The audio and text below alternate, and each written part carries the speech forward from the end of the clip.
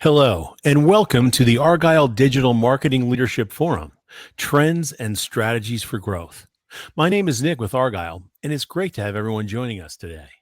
A couple of notes before I turn things over to our esteemed speakers. First, a quick reminder to stop by our sponsors' virtual booths at any time during today's event and for the following week. Our partners are committed to providing you with valuable content and a great overall experience. At any time during today's event, you can visit their virtual booths from the main agenda page, which include complimentary materials, information, and meet and greet opportunities. To ask questions throughout the session, simply type into the Q&A chat, and we will address your questions at the end of the session. Now, without further delay, I would like to introduce our speakers. Dean Browell, Chief Behavioral Officer, Feedback, and Amy Comeau, Vice President of Marketing, Emory Healthcare. We're super excited to have Dean and Amy with us for a keynote presentation titled, What is Digital Ethnography, and Why is it Critical Now More Than Ever? Welcome, Dean and Amy. Over to you. Thanks so much. So everyone, we're great to be here and we're excited to present this to you. What we're going to do is start with a bit of a primer on digital ethnography, and then we'll dive into a case study with Amy and Emory Healthcare. So first off, I'd like to always think of digital ethnography as qualitative with a kick. So imagine it as the kind of qualitative research that you may already love. I love qualitative, so it's me. But also the kind of qualitative, though, that where you can actually get some quantitative credibility in the sense that you'll be looking at hundreds, if not thousands and hundreds of thousands in some cases, of behaviors and coded behaviors that you can really actually count beyond just the great qualitative data that you'll get. On top of that, it has great visible benefits insofar as you know that who's talking is informing the people who are listening. So I like to say it's qualitative with a kick, but we'll get a little bit more into what we're talking about. First off, I do think, just to set the level, any research firm, this should be, ostensibly the mission. This is what you should get out of any research type. We're going to be talking about one particular technique today, but honestly, I think all research should be looking to try and empower you to make better decisions, improve outcomes. But my little extra bit here, I think that's important, is to be able to advocate for the populations that you're trying to serve.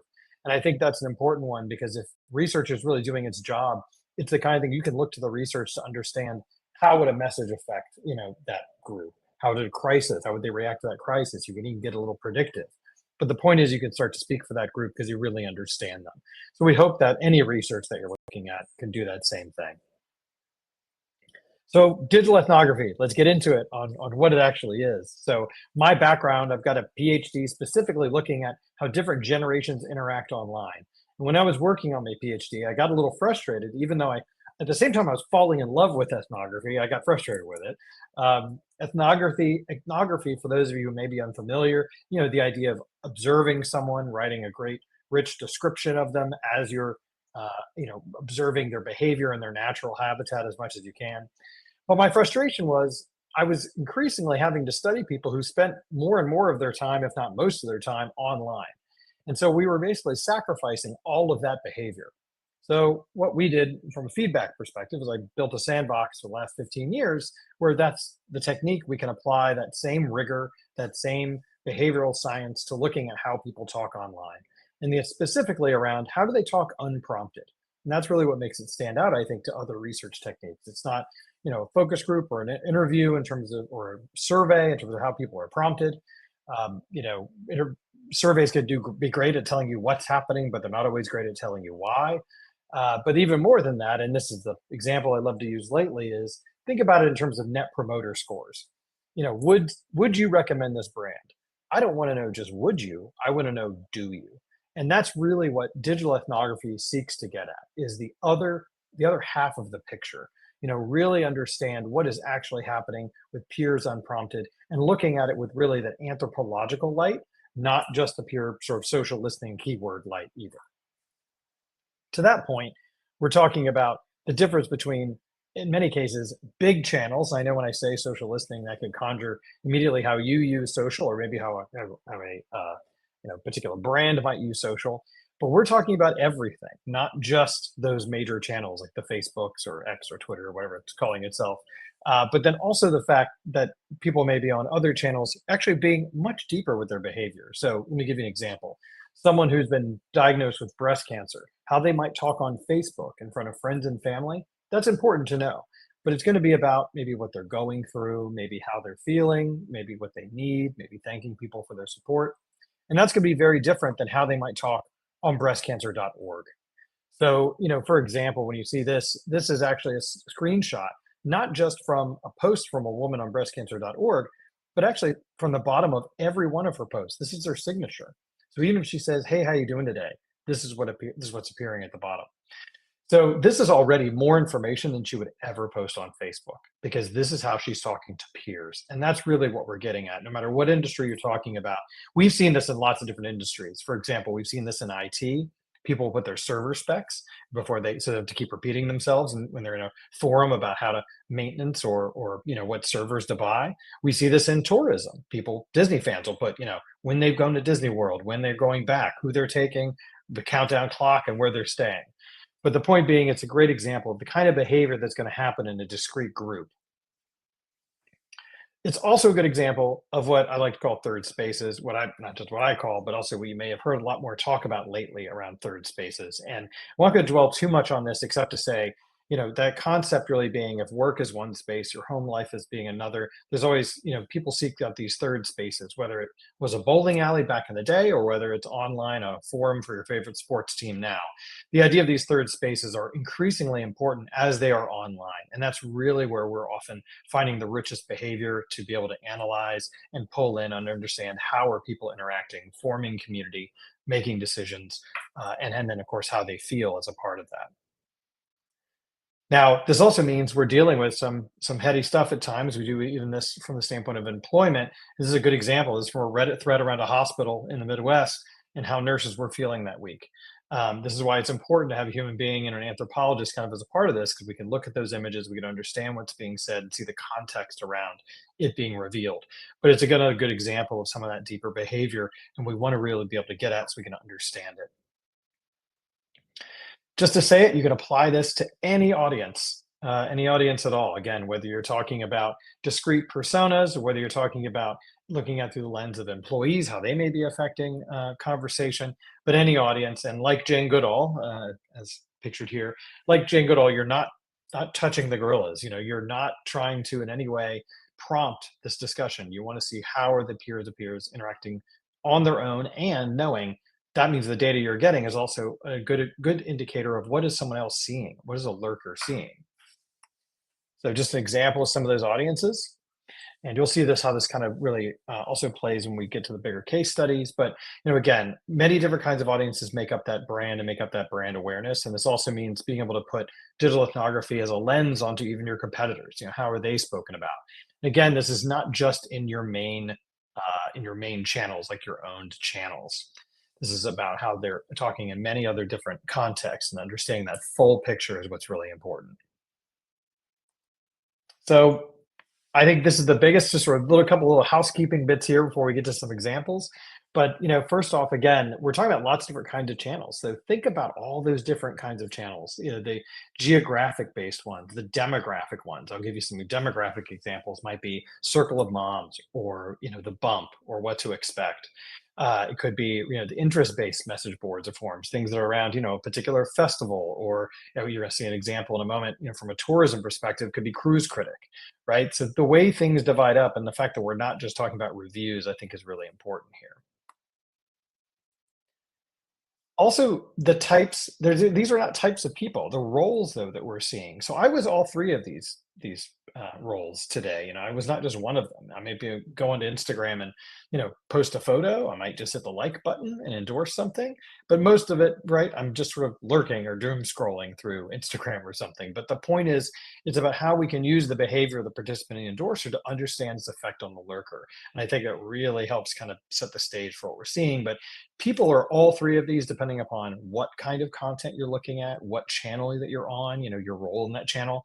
My other example I often give is, if your toilet breaks and you go onto YouTube to find the video to how to fix it, there's a certain type of person that then will also might subscribe to that channel, but many of us won't. We're just there to see the video, fix the toilet, and get out. But the idea is that we interact with all kinds of content in all kinds of ways. So again, just to set the stage and to say, this is not just about squeaky wheels. This is about that signal to noise ratio, actually, to try and separate just the squeaky wheels and understand the context of the channels they're in. Whether we're talking about review sites, and it's not to discount them entirely, but quite often, we're staring at our Facebook reviews and we're potentially overvaluing that versus say what might be a more nuanced demographic space or geographic space and how people might talk there about their choices and their journeys. And specifically, or I should also say, those consumer journeys we're often building around the touch points that we have, but what we're not often looking at is what's happening before we have a touch point. And I think that's what this can really get to. So let's get to a couple of examples, and then we'll do a deep dive with the example around Emory Healthcare. First off, and then kind of my point about sort of before those touch points you might normally have, one way that digital ethnography can be used is to track, say, on a monthly basis or whatever frequency, what's happening in the voice of the customer outside of your conversion metrics. So, in other words, what's happening kind of before or in addition to that? How is it changing how they're talking about things? And here's just a good example of a monthly tracking of how a particular campaign is doing and what the different effects might be. And you could see here how, as I mentioned in the beginning, an extra qual with a kick, it's qualitative, but you can also get a lot of quantitative elements as you code all the behaviors that you're seeing. So it can be a little bit of the best of both worlds, although I still would say the real gold is often in the qual, kind of element of this, but it's about benchmarking and tracking. I mentioned the tourism example. So this is a good example through that we've done on the cruise industry and a couple of clients in that particular realm where we can take really key personas that are important to them and then track how are they reacting to certain trends in the industry over time. So it's another great example of how you can kind of leverage that on a persona level to track something like that, maybe even get a little predictive. And that prediction part can be about behavioral triggers. And we've done quite a few studies around, especially the early days of the pandemic, but especially and even ongoing, but around, for example, burnout among nurses and union activity and how that may play into recruitment and retention. And for example, if you looked at it through more of a social listening lens, you'd see a word cloud with the word pizza gigantic. And what you'd miss is that word pizza is gigantic because of them using that term, not because they love it and they want more pizza, but because it's been a bad band-aid and a signal of sort of misrepresentation or mismanagement in their eyes, misunderstanding what they're going through. And this photo is actually a more recent photo from recent weeks of protests, and they're still using pizza as that artifact. But being able to detect how their tone is shifting and that behavior and what that might mean for recruitment and retention is important. Now, one of the ways that you could kind of see how this might manifest in this particular case, it's tracking for a large consultancy about different industries and sub-industries, and they wanted to know what keeps certain groups up at night, with managers or executives. This is a good example just to show you how it might bring out more of an analytical element on the qualitative side, but then also the quantitative of tracking those trends over time. And that helped us pull together this particular prediction in the last couple of years and one of the bigger news bits for digital ethnography, which was in September of 2022, signaling we see a retail pharmacy exodus. We see that there's going to be walkouts. We think Walgreens will be one of the first ones. And sure enough, 1 year later, Walgreens had the largest, and 30 days later, that CEO was out. What's really ironic about it is the fact that these walkouts were entirely planned out in the open on Reddit for months, and we saw it as early as a year prior. Also, the Kaiser Permanente, the large walkout that they had a significant portion of those were also pharmacy and pharmacy techs. So being able to even be a little predictive in an industry just to really listen to the behavior can also be incredibly valuable. And just one last large example, we can do studies where we say we may take a look at an entire state. How is a program working? This was for a couple of foundations.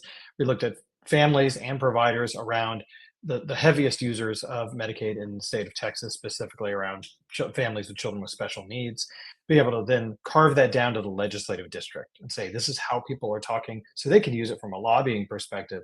But it was also very powerful to be able to show gaps in the programming, what was working, what wasn't, and being able to really use that in a very comprehensive way. So that brings us to our real feature here, which is to show how this has really been unpacked and really used from an Emory perspective. So, Amy, I will finally stop talking and let you take the stage. Thanks, Dean. So for the benefit of everyone who's on this webinar today, we first engaged with Dean and feedback when we were updating our brand positioning statement and creating working on our employer value proposition and our employer brand.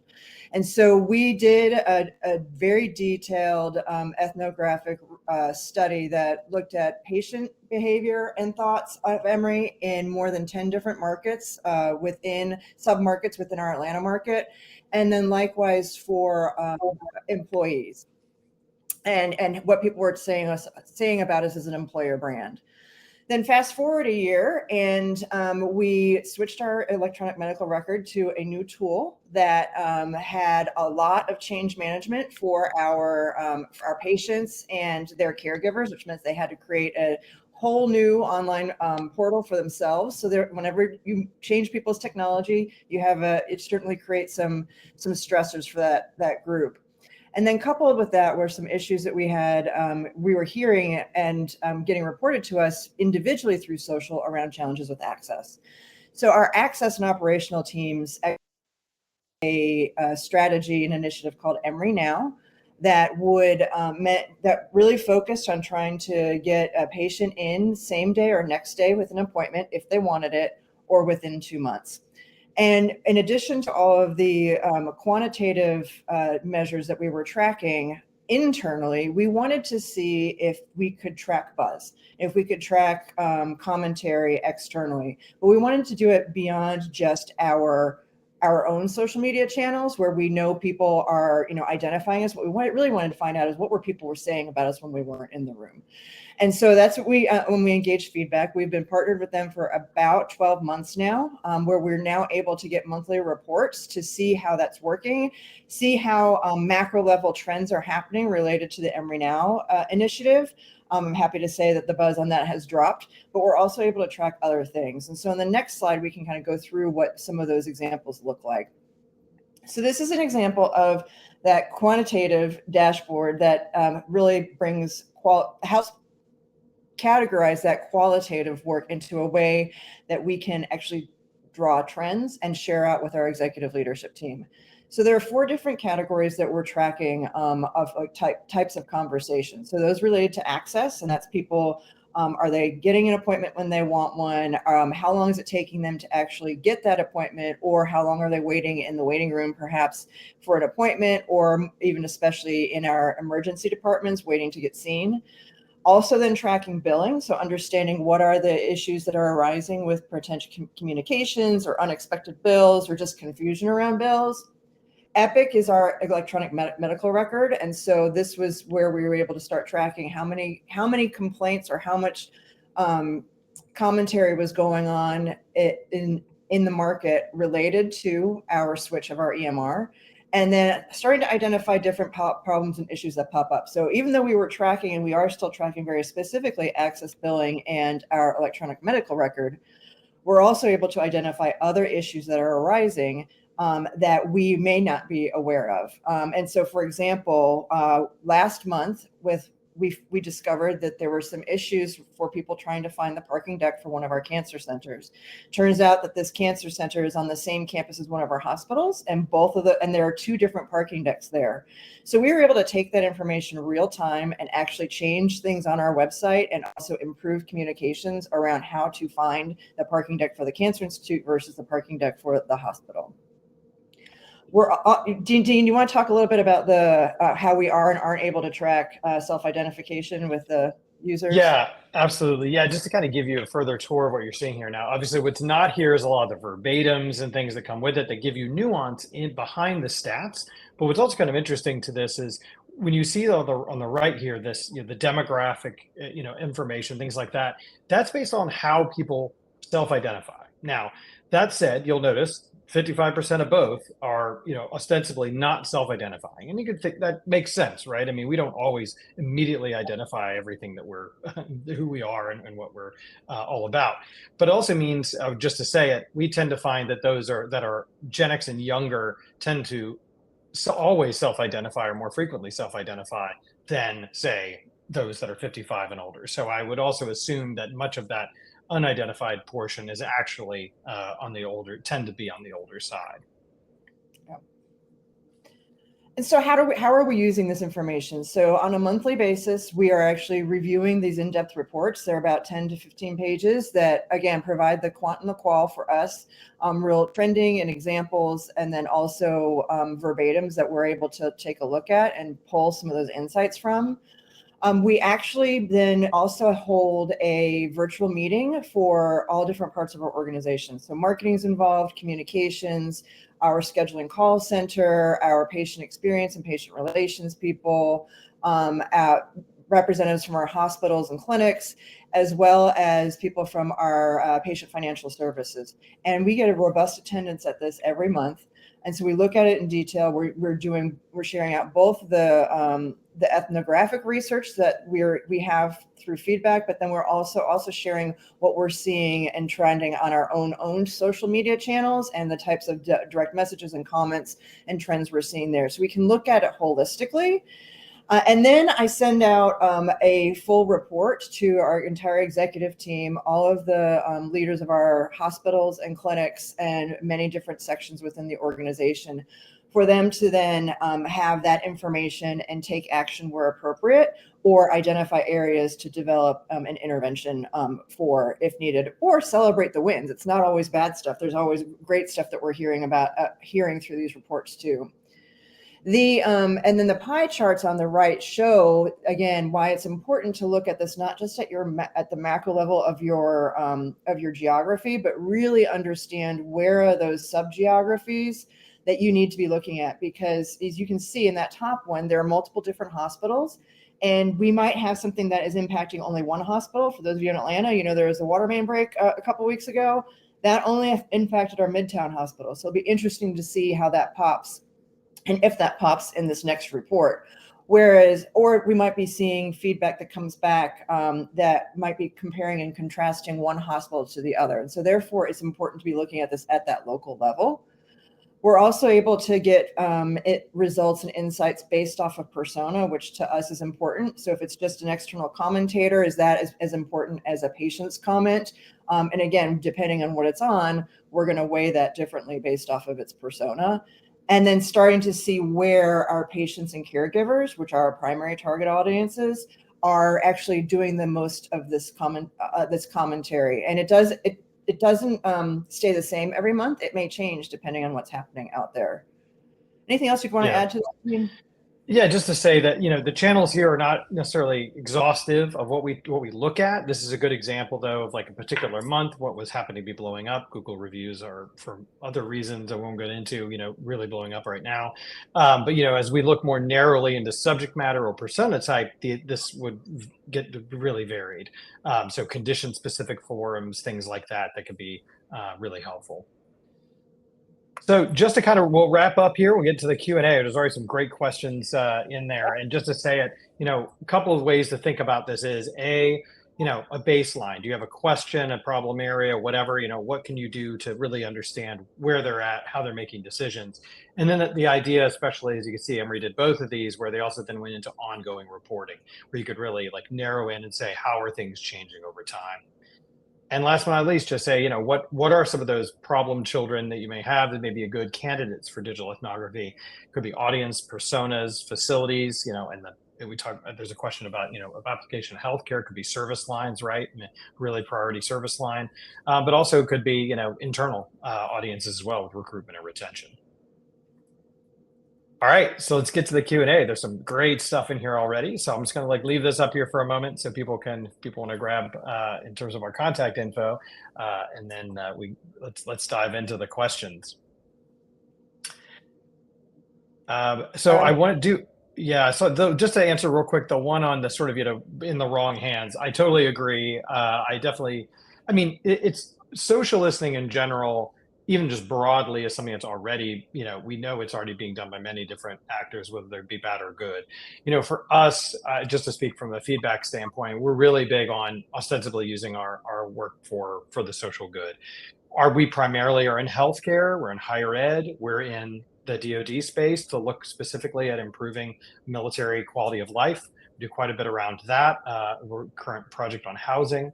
And then we've gone all over the place from there, right? Tourism and everything.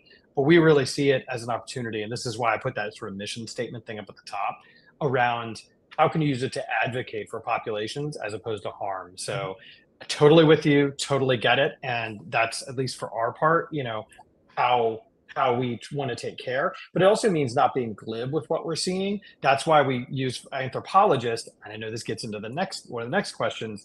We use folks that are trained in traditional ethnography. We have a partnership with Purdue University, specifically because they are such great applied anthropologists that come out of there. And so we have a PhD level anthropologist often on every single project, helping us make sure it maintains the rigor, uses some of that the same methods of, like, for example, finding somebody who mentions a particular channel or community, then going and finding those communities, finding how people are interacting, describing the communities as much as we are describing what we're seeing. So it's not just about sentiment analysis, it's about really understanding that behavior in the community. So it's got some unique advantages in the sense that we aren't, again, we're not touching the monkeys. In other words, we're not in any way affecting the space. We're seeing what peer-to-peer is saying publicly. So that's certainly a unique advantage. But I also see it could be great when it's paired with traditional ethnography.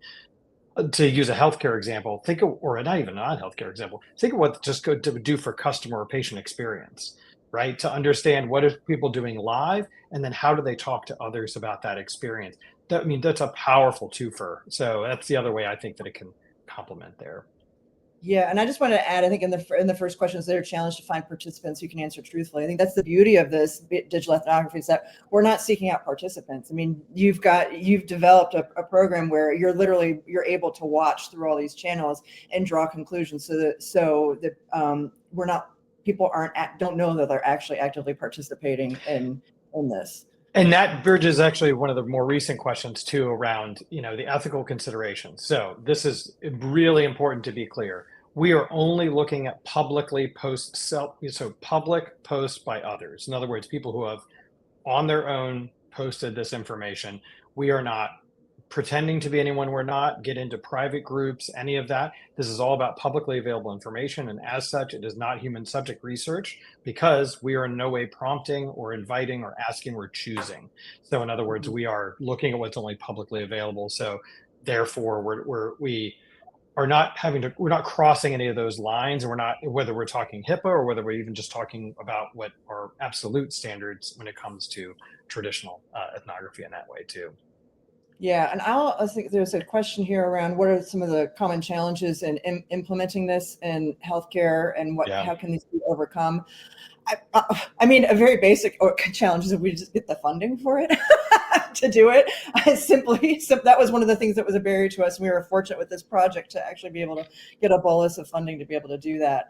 I think one of the challenges that we can see stuff, but we can't take action on it. And this is the same for our own social media channels, and even like Google reviews or Yelp reviews, that and the healthcare system is highly regulated. And so we are bound by law to protect patient privacy. It's called HIPAA. And so if we see somebody who writes a Google review, for example, that is complaining about an experience with us, we are not able to actually respond to that Google review, because by just the sheer factor of responding to it means that we're acknowledging that person as a patient. Now, there are ways to do it, and then we're working with risk and legal on how to do that, but that is a challenge that we don't have. When I used to work in the performing arts, I didn't have that challenge in that industry.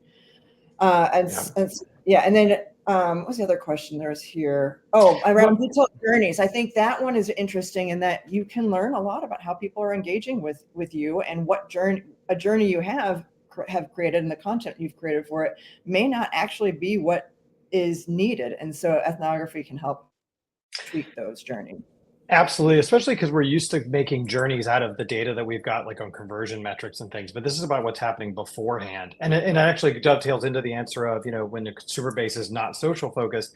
I'd be curious to see who you think about that might be. If you're thinking older or rural, they are very social media focused, just not usually the most popular ones. For example, I found forums for watermen of North Carolina, and they've been on there for 20 years. But if you ask them, they're not on social media. So I think it's about really finding those and getting those voices heard. So I think that we are at time. So we're going to send it back to Nick. Thank you for having us today. Thanks, everybody. Great. Thank you. Thanks again, Dean and Amy. That was incredible. And I want to thank everyone else for joining us today. This session, along with all of today's content, will be available on demand following the event. This officially concludes the Argyle Digital Marketing Leadership Forum. Thank you again for joining us today and engaging in our content. We look forward to seeing you at our next Argyle Digital Customer Experience event soon, which will be our Digital Marketing Leadership Forum, CX/UX Strategies for Success, on August 15th, 2024. Have a great rest of your day.